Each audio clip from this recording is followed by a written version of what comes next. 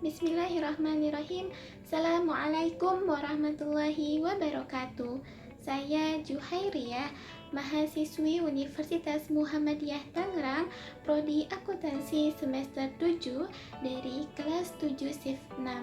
Pada kesempatan kali ini, saya membuat video untuk memenuhi tugas seminar penelitian akuntansi yang diampu oleh Bapak Ari Eksandi. Pada video ini saya akan menonton salah satu video pada channel YouTube FEB UMT, yaitu video metode pembelajaran tutorial uji instrumen pada program statistik SPSS. Mari kita lihat videonya. Assalamualaikum warahmatullahi wabarakatuh. Hai guys, Arif sini. Kali ini saya akan coba menjelaskan metode analisis regresi linear berganda. Metode ini umumnya digunakan pada penelitian akuntansi, manajemen, ataupun penelitian ilmu sosial lainnya. Penjelasan metode analisis regresi linear berganda ini saya ambil dari buku yang sudah saya tulis yang berjudul Metode Penelitian Akuntansi dan Manajemen. Seperti ini bukunya. Dalam video kali ini, saya akan coba menjelaskan apa itu regresi linear berganda secara singkat, serta saya juga akan memberikan contoh-contoh pengolahan data untuk analisis regresi linear berganda menggunakan software SPSS. Regresi linear berganda adalah model regresi yang digunakan untuk menganalisis penelitian yang pengamatannya dilakukan pada beberapa variabel X atau variabel independen untuk melihat ada atau tidaknya pengaruh terhadap satu variabel Y. Di dalam analisis regresi linear berganda ini ada beberapa tahapan-tahapan yang perlu diperhatikan.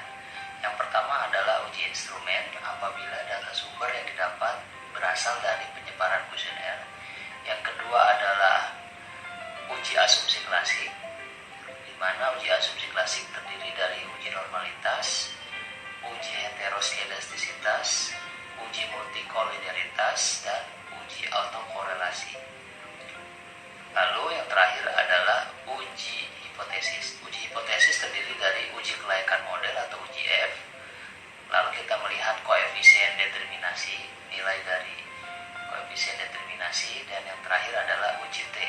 Karena data yang akan saya contohkan adalah data yang bersumber dari kuesioner, maka saya akan coba menjelaskan terlebih dahulu proses pengolahan data untuk uji instrumen.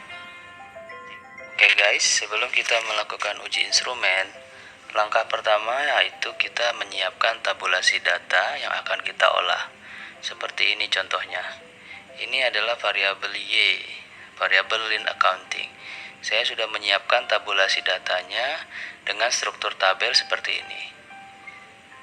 Kalian nanti siapkan struktur tabel yang seperti ini agar memudahkan langkah kita untuk melakukan proses copy paste ke program SPSS.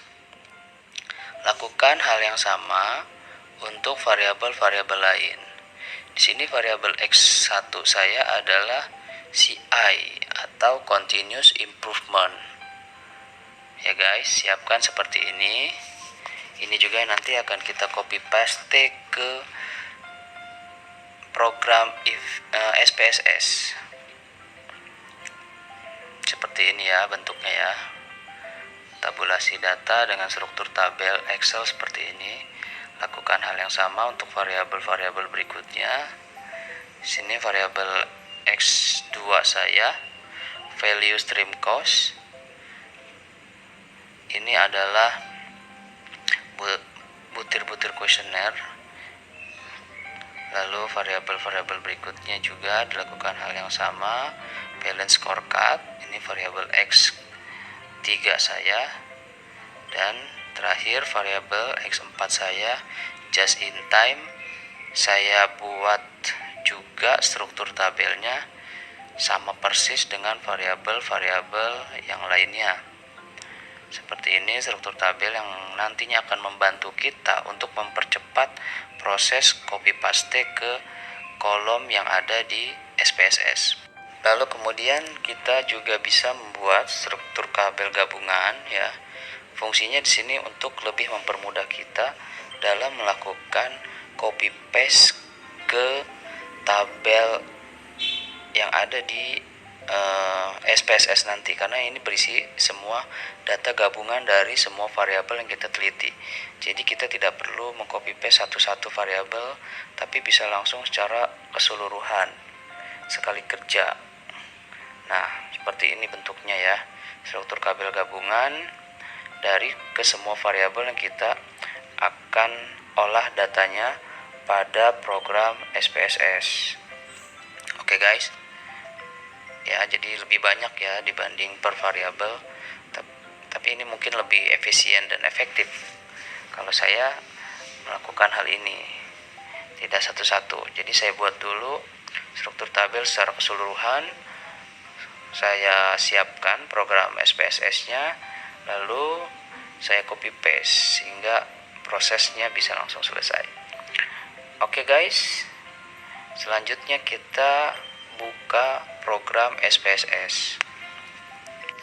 Oke guys, perlu kita ketahui uji instrumen ini penting dilakukan untuk penelitian yang sumber datanya berasal dari kuesioner, karena hal ini perlu dilakukan untuk melihat apakah butir pernyataan yang telah dibuat dalam kuesioner memenuhi syarat utama, yaitu validitas dan reliabilitas. Pada bagian variabel view di program SPSS, langkah pertama yang kita lakukan adalah memasukkan variabel-variabel yang kita teliti yang ada di program Excel ini. Contohnya, di sini ada variabel lean accounting 1, maksudnya di sini adalah indikator dari variabel lean accounting. Satu variabel terdiri dari 8 indikator. Ini tergantung variabelnya ya guys, tidak harus 8, jadi sesuai dengan variabel yang diteliti saja. Nah, kita masukkan indikator-indikator ini ke dalam program SPSS ya. Kita ketik saja setiap nama indikator dari variabel yang kita teliti. Contoh tadi lean accounting ada 8 indikator, berarti kita buat di sini LA1 sampai LA8. Perlu diperhatikan di sini measure-nya dalam posisi scale ya guys. Lalu lakukan hal yang sama untuk indikator-indikator yang lainnya ya guys. Sini LA2, jangan lupa measure-nya dalam posisi scale. Lanjutkan seterusnya untuk ke keseluruhan indikator variabel. Di sini jumlah indikator tergantung dari representasi variabel ya guys. Tidak semua variabel jumlah indikatornya 8, tergantung dari penjabaran deskripsi variabel tersebut. Apakah 5 indikator saja sudah cukup menggambarkan deskripsi variabel tersebut, atau memang bisa lebih. Sifatnya tergantung dari konsep teori si variabel tersebut. Posisi measure-nya jangan lupa scale.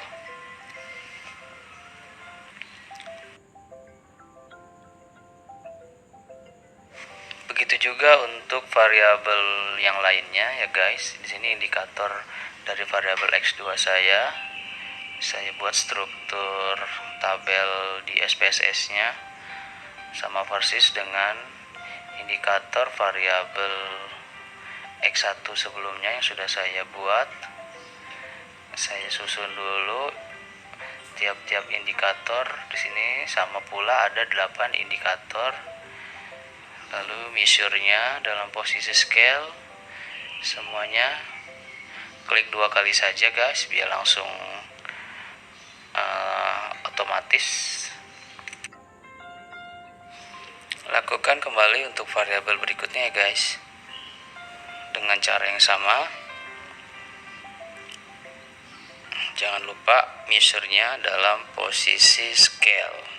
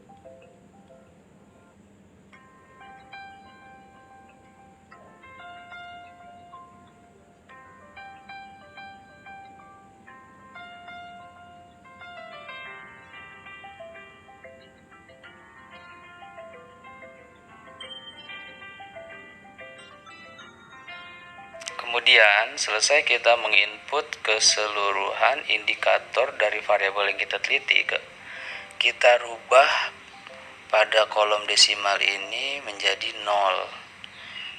Lakukan hal yang sama untuk keseluruhan indikator variabel yang akan kita teliti. Ya, jangan sampai salah guys ya. Sini dalam posisi 0 semuanya.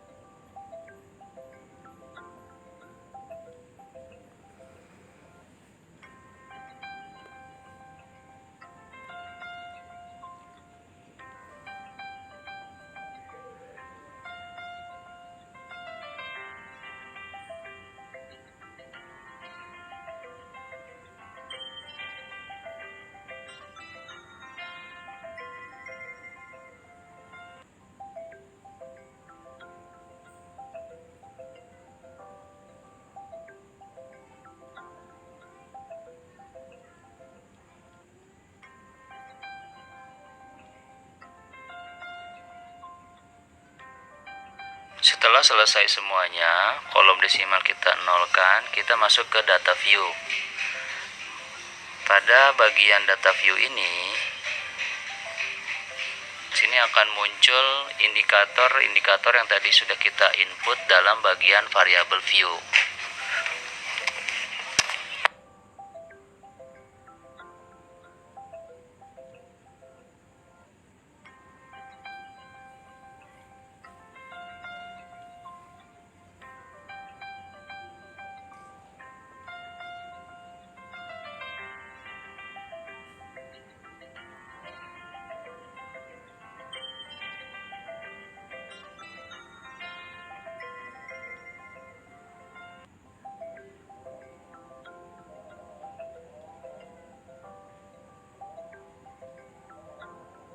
Kemudian kita copy paste data dari indikator setiap variabel yang kita buat dalam sheet gabungan.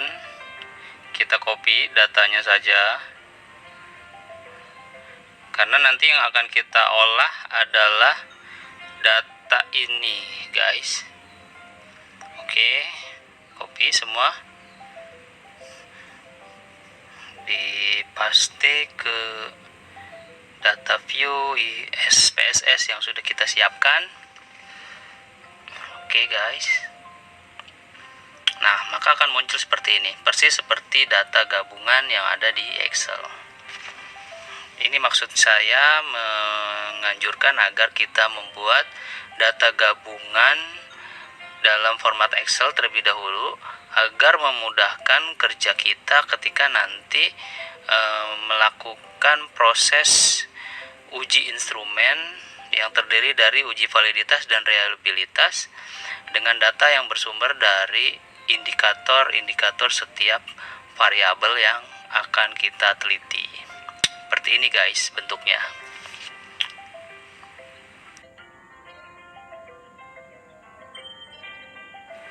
Setelah itu kita sudah bisa melakukan proses uji instrumen yang pertama, yaitu uji validitas. Klik analyze, lalu pilih scale, dan kemudian pilih reliability analysis. Nah, di sini blok butir pernyataan untuk setiap variabel. Contoh di sini variabel LA, Lean Accounting. Kita melakukan uji validitas ke semua indikator variabel. Di sini saya hanya menyontohkan yang variabel LA saja, karena pada dasarnya cara yang sama dilakukan untuk indikator-indikator variabel yang lain. Oke, sudah masuk ke dalam kolom item, kotak item sudah masuk, dan pastikan pada bagian menu model dalam kondisi alpha.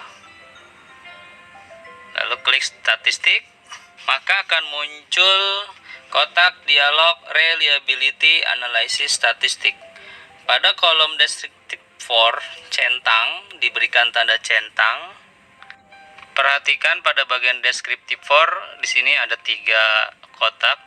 Pastikan yang kita centang adalah pada bagian scale if item deleted. Lalu pada kolom inter item centang kotak correlation. Kemudian klik continue, lalu klik lagi OK. Maka akan keluar output seperti berikut ini.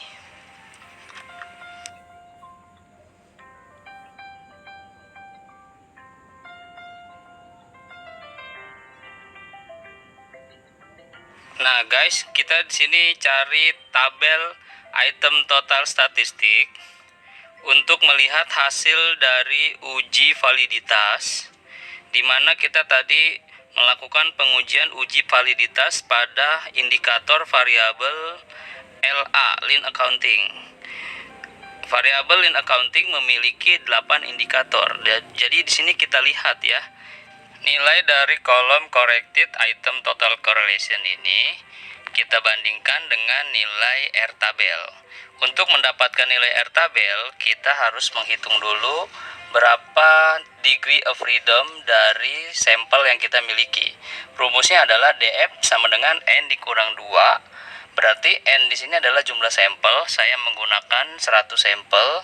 100 dikurang 2 berarti didapatlah nilai df-nya itu sebesar 98. Kemudian nanti dibandingkan dengan jumlah signifikansi yang digunakan. Saya menggunakan signifikansi sebesar 5%. Jadi nanti di sini di tabel R kalian lihat pada baris 98 kolom 5%, maka didapatlah nilai degree of freedom sebesar 0,197. Maka di sini kita bisa lihat apabila ada nilai butir pernyataan yang di bawah 0,197, maka butir pernyataan itu dikatakan tidak valid. Maksud tidak valid adalah bahwa butir pernyataan dianggap tidak bisa dijadikan alat ukur penelitian. Lalu kita bisa lakukan kembali pengukuran uji validitas untuk instrumen variabel yang lain. Kalau tadi adalah variabel lean accounting, kita lakukan hal dan cara yang sama untuk variabel-variabel berikutnya. Lakukan dengan cara yang sama, teman-teman semuanya.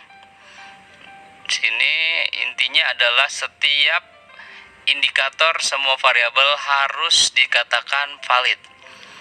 Tadi saya sudah jelaskan, valid ini artinya bahwa indikator-indikator tersebut apabila lolos dari uji validitas ini, maka indikator tersebut bisa dijadikan alat ukur untuk pengukuran variabel yang kita akan teliti.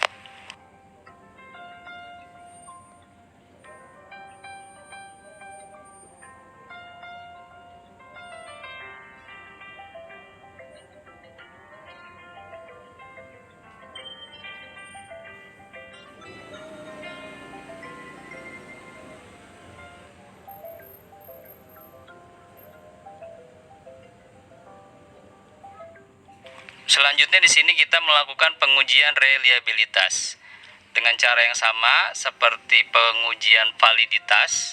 Pengujian reliabilitas di sini memiliki tujuan untuk mengetahui ada atau tidaknya kekonsistenan dari jawaban yang didapatkan walaupun kuesionernya ini digunakan berkali-kali kepada responden yang berbeda. Nah, di uji reliabilitas ini kita lihat tabel reliability statistik pada kolom Cronbach alpha. Di sini didapat nilai Cronbach alpha sebesar 0,648. Nah, nanti nilai 0,648 ini kita bandingkan dengan nilai R tabel yang tadi ya guys, yang sebesar 0,197. Nah, asumsinya adalah nilai Cronbach alpha harus lebih besar dari 0,197 agar didapatkan kesimpulan bahwa kuesioner yang digunakan dalam penelitian ini secara keseluruhan bersifat reliable. Dan bisa kita lihat di sini nilai Cronbach alpha sebesar 0,648 yang itu artinya lebih besar dari 0,197. Oke guys, selesai uji reliabilitas. Bisa kita simpan atau tidak. Opsi ini tergantung kalian ya. Jika ingin simpan, klik yes. Jika tidak, klik no. Nah, itulah dia tadi proses pengujian reliabilitas. Kita lakukan untuk instrumen variabel yang lain dengan cara yang sama dan cara pembahasan yang sama, sehingga kita bisa mengetahui tingkat kereliabilitasan dari masing-masing kuesioner yang kita gunakan sebagai alat ukur pengukuran variabel.